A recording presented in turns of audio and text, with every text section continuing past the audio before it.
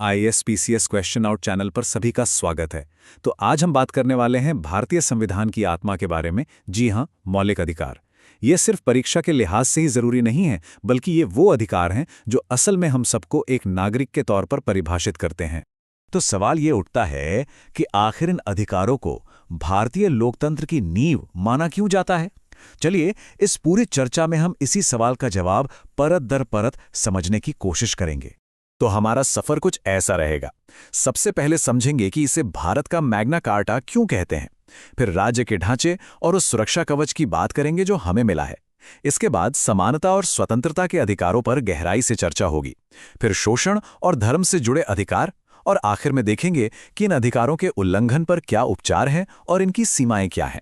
तो चलिए शुरू करते हैं। सबसे पहले आइए इन अधिकारों का जो मूल उद्देश्य है उसे पकड़ते हैं। आखिर इन्हें मौलिक या फंडामेंटल कहा ही क्यों जाता है। देखिए, इसमें सबसे जरूरी बात यह है कि ये अधिकार न्यायपालिका की गारंटी के साथ आते हैं। इसका सीधा मतलब है कि अगर सरकार या कोई सरकारी संस्था इनका उल्लंघन करती है तो कोई भी सीधे अदालत जा सकता है। और यही चीज कानून की सरकार बनाती है, ना कि व्यक्तियों की सरकार, जहां किसी की मनमानी चल सके। अच्छा, जब हम ये कहते हैं कि ये अधिकार राज्य के खिलाफ मिले हैं, तो इस राज्य का असल में मतलब क्या है और इन्हें बचाने का तरीका क्या है? इसका जवाब हमें मिलता है अनुच्छेद 12 और 13 में। और ये परिभाषा आप देखिए बहुत ज़्यादा व्यापक है। मतलब केंद्र सरकार से लेकर राज्य सरकार तक या कोई सरकारी कंपनी जैसे LIC, कोई भी हमारे मौलिक अधिकारों को छीन नहीं सकता। ये एक बहुत बड़ा सुरक्षा कवच है। और इसी से जुड़ा है 1973 का वो ऐतिहासिक केशवानंद भारती केस। इसी मामले में सुप्रीम कोर्ट ने यह साफ कर दिया कि संसद संविधान के मूल ढांचे यानी बेसिक स्ट्रक्चर को नहीं बदल सकती, और मौलिक अधिकार तो इसी मूल ढांचे का एक बहुत ही अहम हिस्सा है। चलिए, अब आते हैं हमारे पहले और सबसे महत्वपूर्ण अधिकार समूह पर, समानता का अधिकार। ये अनुच्छेद 14 से 18 तक फैला हुआ है और ये हमारे सामाजिक लोकतंत्र की असली बुनियाद है। अब इन दोनों के बीच का फर्क समझना बहुत जरूरी है। विधि के समक्ष समता, जो एक ब्रिटिश कॉन्सेप्ट है, इसका मतलब है कि कानून से ऊपर कोई नहीं, प्रधानमंत्री हो या एक आम नागरिक, सब बराबर हैं। वहीं विधियों का समान संरक्षण एक अमेरिकी कॉन्सेप्ट है, जो कहता है कि एक जैसी परिस्थितियों में लोगों के साथ एक जैसा व्यवहार होना चाहिए। और हां, आरक्षण जैसी सकारात्मक कार्रवाई का आधार यहीं से बनता है। ये टाइमलाइन हमें दिखाती है कि आरक्षण की नीति समय के साथ कैसे बदली। 1979 में मंडल आयोग बना, फिर 1992 में इंदिरा साहनी केस ने क्रीमी लेयर और 50% की सीमा तय की, और हाल ही में 2019 में 130वें संशोधन के जरिए आर्थिक रूप से कमजोर वर्गों के लिए 10% आरक्षण की व्यवस्था की गई।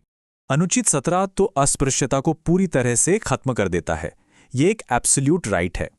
वहीं अनुच्छेद 18 राजा महाराजा जैसी वंशानुगत उपाधियों को खत्म करता है, ताकि समाज में सब बराबर रहें। एक दिलचस्प बात यह है कि बालाजी राघवन केस में सुप्रीम कोर्ट ने साफ किया था कि भारत रत्न जैसे राष्ट्रीय पुरस्कार सम्मान है, पदवी या टाइटल नहीं।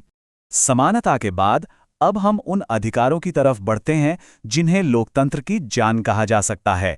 स्वतंत्रता का अधिकार, जो अनुच्छेद 19 से लेकर 22 तक फैला हुआ है।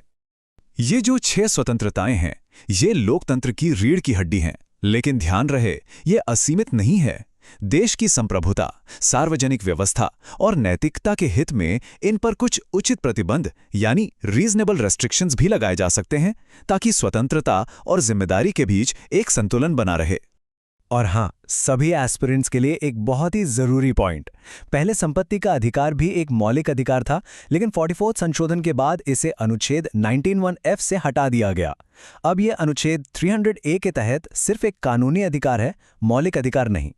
ये अधिकार क्रिमिनल जस्टिस सिस्टम की नींव है। ये पक्का करता है कि राज्य किसी को भी मनमाने ढंग से दोषी ना ठहरा सके, और ये सुरक्षा सिर्फ नागरिकों को ही नहीं बल्कि विदेशियों को भी मिली हुई है। और फिर आता है मेनका गांधी केस। इस ऐतिहासिक मामले ने अनुच्छेद 21 यानी जीवन के अधिकार का दायरा बहुत ज्यादा बढ़ा दिया।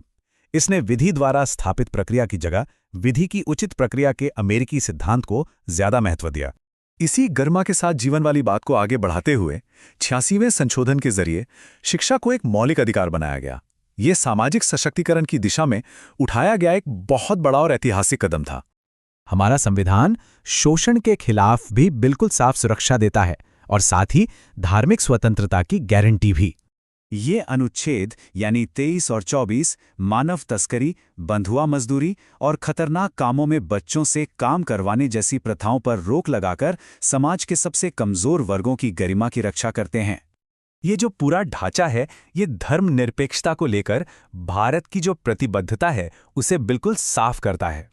ये न सिर्फ किसी व्यक्ति को अपने धर्म को मानने की आज़ादी देता है, बल्कि धार्मिक समूहों को भी अपने मामलों को मैनेज करने की स्वतंत्रता देता है।